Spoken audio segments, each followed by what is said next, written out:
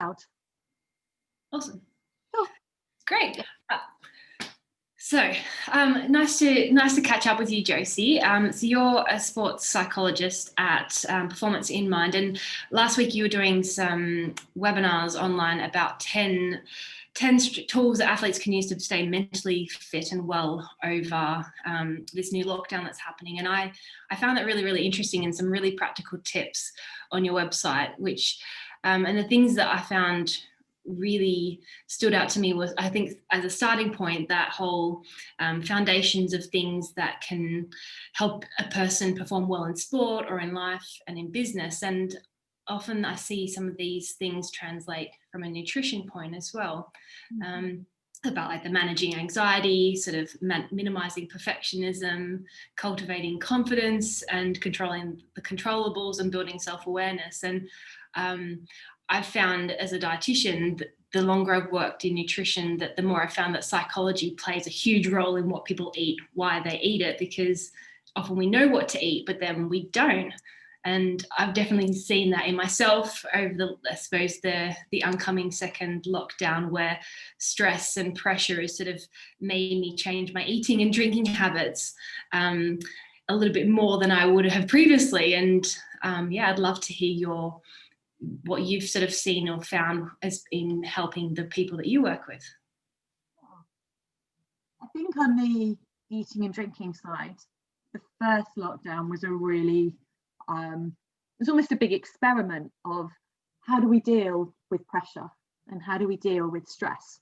Because most things in life that we go into, we've dealt with something quite similar in the past, and we've got kind of almost like a library in our head that we can drill back to. How did we handle this last time?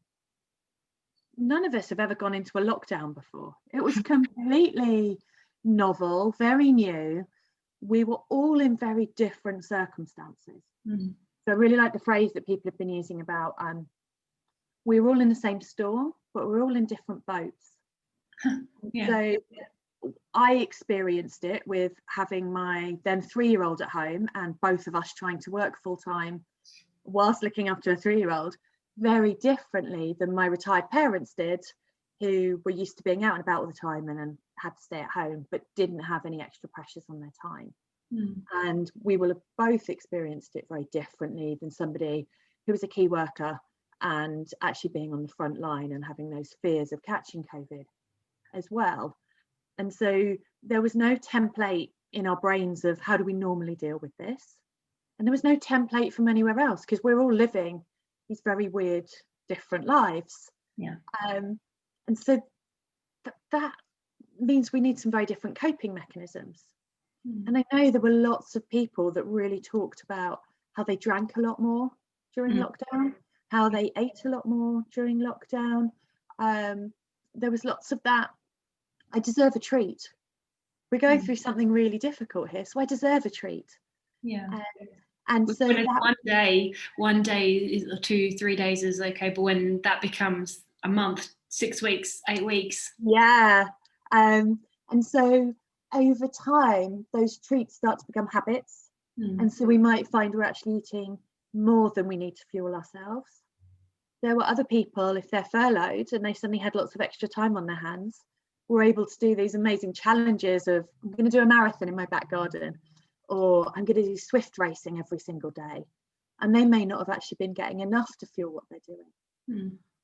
There's also a group of people that I work with regularly who have kind of exercise compulsion, and the gym is their place they go, and the gym is where they feel comfortable. It's where they get their control over their life every day, and that was gone. And so they're then having to try and find kind of home workouts. They're really questioning whether they're doing enough, they're not doing enough. Are they sweating enough? Are they working out enough? And really struggling with some of the repercussions of that. I think it was a really tough time. When we've got into good habits previously, lots of those were just completely wiped out. And I've definitely seen people with this lockdown, because we've been told it's shorter, because we've now got that template for last time. What did we do? How did we do well? How what didn't we like about how we behaved, we can change it this time. And we can kind of go, right, actually, I realized I drank wine 5 nights a week last time. I know that I don't function well when I do that. I know that's not how I want to be. I'm going to make sure it's no more than 2 nights a week this time. So you can make some very active, positive choices because we've been there before. Yeah, no, it is interesting even seeing how the differences between the first lockdown and this one, where the first one, I think I only had 1 glass of wine the whole 6 weeks that we weren't allowed to leave the house, where this one, the 2, I think it was probably the 2-3 weeks before, like when they're like, there may be a lockdown, there's all these rumors and whispers and anxiety sort of just stirring up in the background. And for me, like, I don't normally drink very much or like have issues with emotional eating. And I just would find myself drinking more than normal and eating foods that I wouldn't normally eat without thinking about it and being really mindless. And like, what sort of things do you recommend for people when they do find themselves emotionally or mindlessly eating? I think try and look at the circumstances. So what you're describing there is a real period of ambiguity. We don't have control over right now whether we're allowed to go to a regular shop or not, or whether you can go in without a mask. All these things a year ago, we'd have just looked in complete confusion if someone had said, this is our world right now. We'd never have imagined that. And the fact that so much has changed so quickly, and we've got this ambiguity of, can we do it? Should we do it? Would we be judged for doing certain things? Means we tend to behave slightly differently. Something I notice that people that might emotionally eat or struggle with their eating is when they are feeling that they're in ambiguity, when they've got emotions they're not 100% sure what they are, they tend to say, I feel fat. Okay. It's actually not related to feeling fat. It's almost like a go-to, I'm not in a good place. What's really, really helpful, if you ever find yourself doing that, is to try and extend your emotional vocabulary. So there tend to be kind of 5 to 10 emotions that we talk about quite a lot. I've heard some research saying there's up to something like 34,000 different emotional words.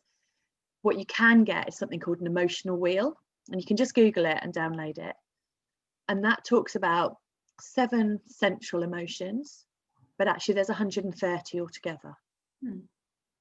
And if you can start to use some of those, not necessarily smaller words, but more specific words for how you're feeling, you can then do something about them. You can be more specific with the coping mechanism you use. So rather than just saying, I'm really angry about lockdown, which might well make you stretch for comfort food or a glass of wine. If you start talking about, I'm frustrated, which is a more specific emotion, then you can drill that back into, why am I frustrated? What is it that's frustrating me? Okay, I'm frustrated because I can't do this and this. Right, what could I do instead? And you get much more proactive, solution-focused coping mechanisms rather than an easy go-to, I'll eat that, makes me feel better. So the wider we can extend our emotional vocabulary, the more helpful mechanisms we find to try and deal with things. Yeah. And do you have like what would you recommend? So someone's like identified, I'm frustrated, I'm actually just sad that I'm not able to see my friends. Like what sort of tips or practical advice would you suggest to someone to use in that situation? So if it's around friendships and that you're missing them, be the one that sets up a house party quiz or actually reach out to somebody. And there's a really nice technique that clinical psychologists use for those with depression. And I incorporated it a lot with the athletes I work with during the first lockdown. And it's called ACE. And so every day you do an achievement, and it doesn't have to be big. If you're really struggling, that achievement might be having a shower. But it's something. It could be finishing a book chapter that you've been working through. It could be writing an email that you've really been putting off because it's going to be hard work to do it and it's a bit confrontational. but something you feel like you've achieved that day. The C stands for communication. So reaching out to someone who's not in your immediate bubble. So someone you don't have to talk to, actually finding an opportunity to talk to them.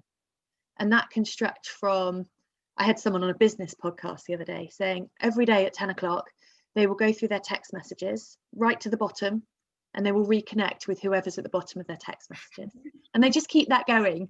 And it means they've got a huge number of connections, a wide network. Whenever they need somebody or somebody else needs somebody to put in touch, they become the person that connects everybody, and they're a brilliant connector. But it could just be, with my athletes, we worked out 10 people in their lives that they would like to be in better contact with during lockdown. And each day they'd look through that list and go, I'm going to send a message to my granny today. Yeah. So it could be nice ways of keeping in touch with people. So ACE is for achievement, C is for communication, and E is for enjoyment. If you get through to 6 o'clock at night and you're like, I haven't done anything that feels like enjoyment today, that's your goal for the rest of the day. Yeah. And sometimes achievement and enjoyment might mix. It might be making your favorite food for dinner for your family or for yourself. That can be both if you enjoy that process of doing it.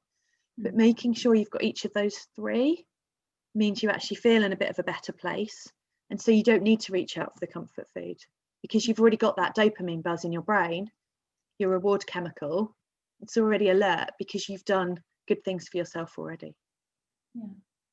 Yeah, I think that's really, really good advice. Like, one of the things that I often do with accountability with my athletes is looking at what they've done well over the course of the previous week, because it's so easy to be like, I said I was going to do this, I was going to do this, and I haven't done any of these things. I'm like, okay, well, what have you done well? And it doesn't have to be massive. I think that, like what you said about looking at the small wins is really important, because those small wins all improve. And I know, especially with say like body weight or weight loss, like one thing I've been stressing with my athletes this year is like maintenance. Maintenance is a win. Like, if you can maintain your weight in this period of stress and anxiety and change, and is the race on, is the race off, if you can maintain your weight and stay stable throughout this diet, keep a stable diet, that is actually a massive win, because it is so easy to change your habits and eat more or drink more than normal, and then gain weight, and then have that stress come further down the line. So I think often I see people that get stressed that they haven't achieved their goals, or they haven't lost weight if they wanted to. But I've been very much like, actually, if you can maintain it, maintenance long term is a win. Yeah. And if you keep a training diary or a food diary, actually, when you're saying there's small wins in there, we actually recommend just tiny little silver stars or gold stars, like the little stickers you buy from Smith's or something, and actually stick those in. So you can see where you feel you've achieved. And if you feel you've messed up for any reason, all you write next to it is LE. It stands for learning event. And we do this an awful lot in sport as well. If you see every loss as a failure, you will be utterly miserable in sport.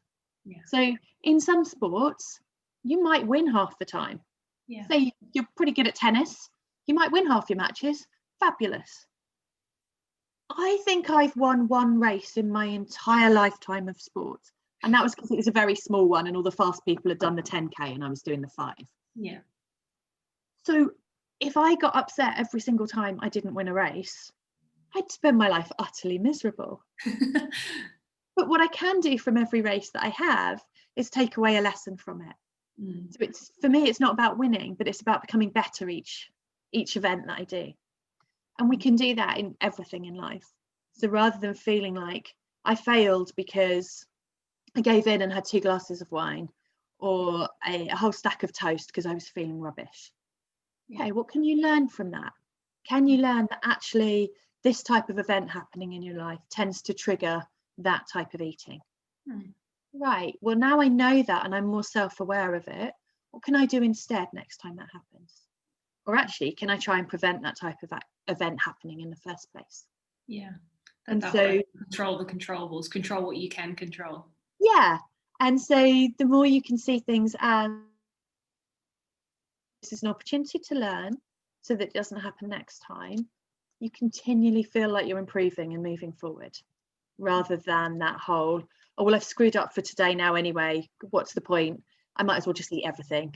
Yeah, it's like throw the baby without the bathwater. Yeah, whereas actually instead, if this is a learning event, okay, I know how to deal with that better next time.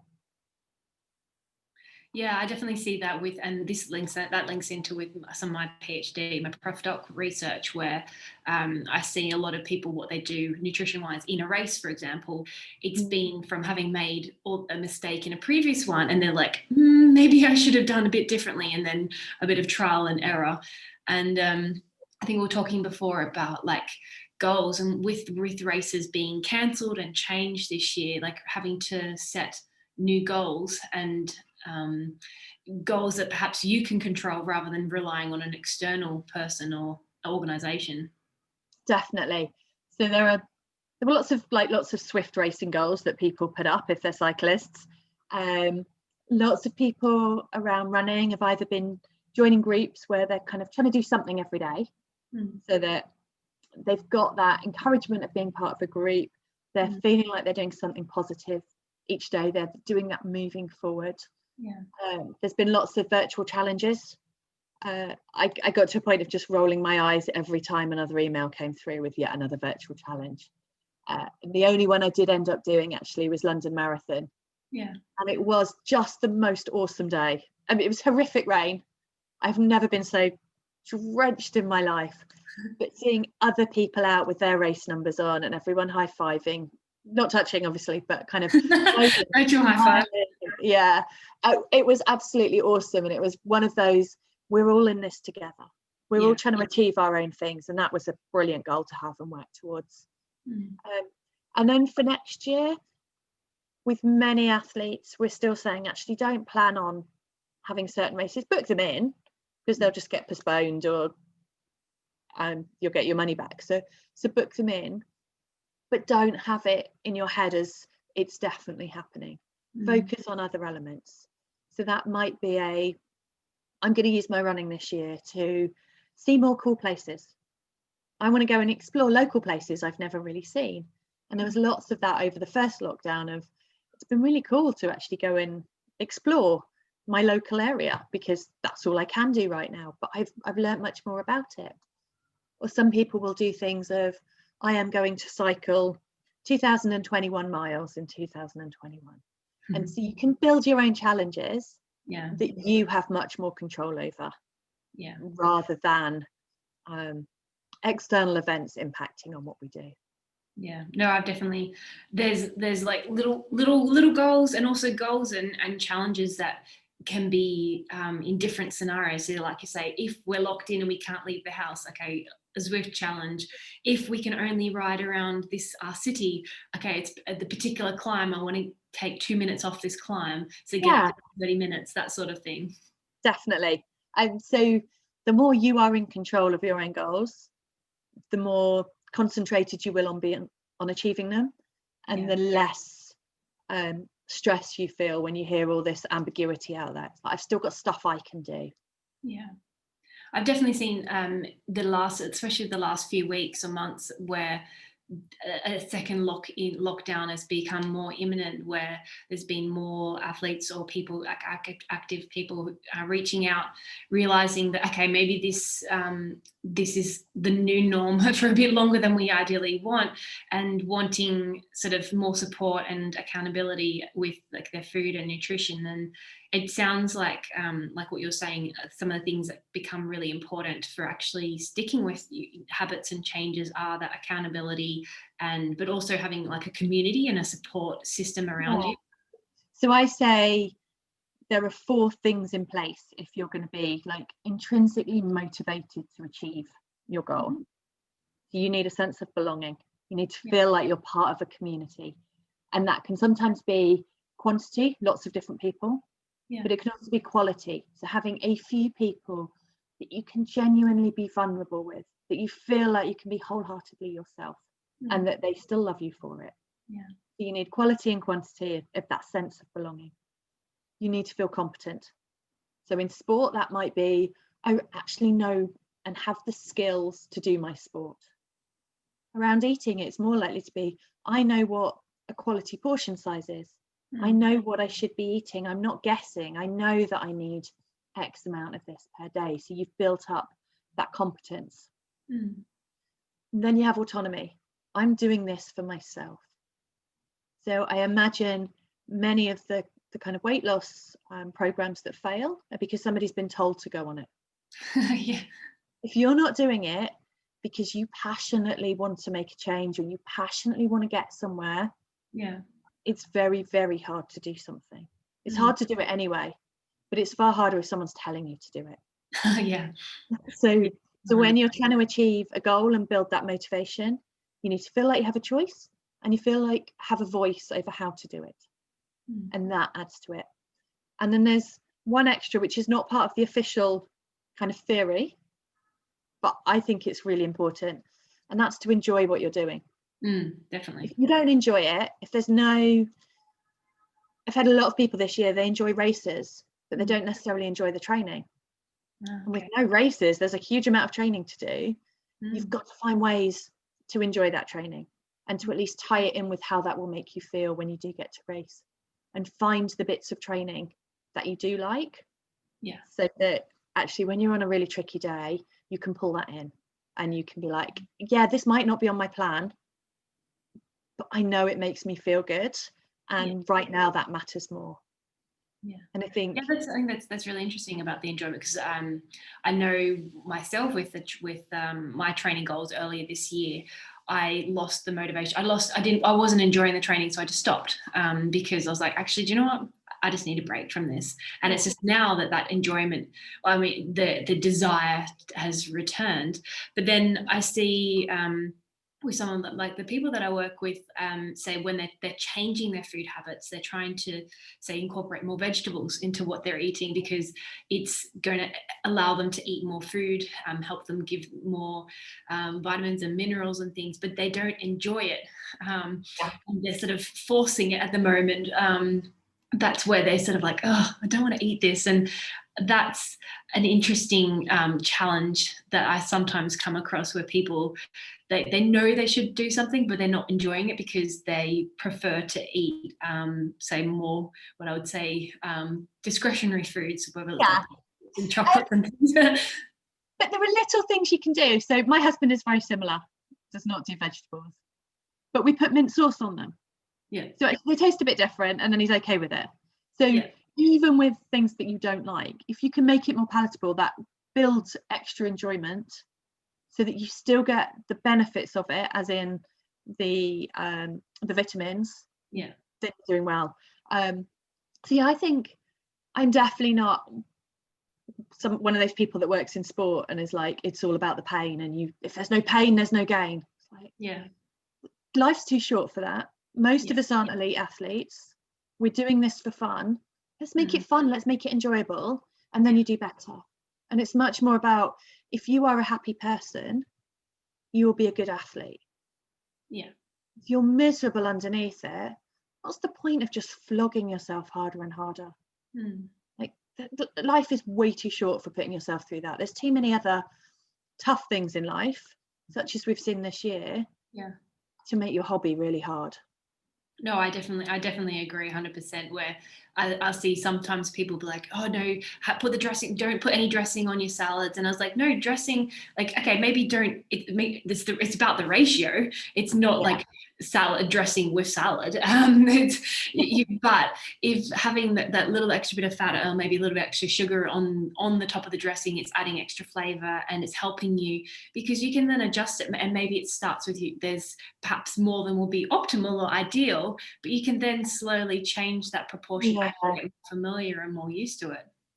I think everything I've learned this year has been about just being as pragmatic as possible.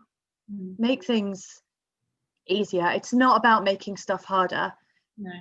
It's let's work out what we really want, who we want to be, what we want to achieve, and then find a way to do it that's as easy as possible. Because the process, especially the people that are probably coming to see you and I, are high achievers. They've set really tough goals. It's not like they're skimping on ever trying to achieve something. The goals are tough enough as it is. Let's find nice ways to get there, rather than flogging ourselves and making it really, really hard. Because that race, even if it's like an Ironman you're training for, that's still only one day. You've got 6 months of training and working to get there. Let's enjoy that process as well, not just thinking of just this one day where you'll get the payback. Yeah, no, that's really good advice. I think we'll finish up there, but yeah, I think that what you were sort of talking about, the ACE, I think that's a really good tool for people to take away at the moment, whether it relates to their training or their food and nutrition, as something that is sustainable, that they can be incorporating to make really strategic changes that they can stick with without being completely overwhelmed. Yeah, definitely. Excellent. Great. Thanks for your time. Cool. I have